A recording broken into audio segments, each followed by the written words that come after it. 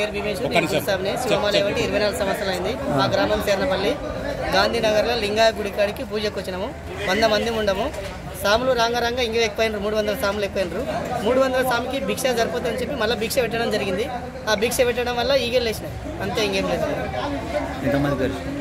భిక్ష పెట్టడం వల్ల సాములు ఎక్కువైనరు, 300 సాములు ఉంటారు. బాగా విపరీతంగా మంట చేసినప్పుడు, విపరీతంగా పొగలు వేసినప్పుడు బాగా 25 మందికి శివసాముల కలిసినాయి. బయట వేరే శివులకు కూడా వాళ్ళకి 5 మందికి వచ్చినాయి. విపరీతంగా గాయాలైనాయి సాములకంతా. లింగాయ గుడి కన్నా నారాయణపేటలో సర్ది చేస్తుంటే ఊదేసినాము. ఊదేస్తే పొగకి లేచినాయి మొత్తం, తెలియాలి మొత్తం లేస్తే ఇంకా మా అందరం తెలియలు వేసినా సర్ది దేవునికి పెట్టినాము. అట్లా అందరం ఒకతోన కూర్చున్నాము.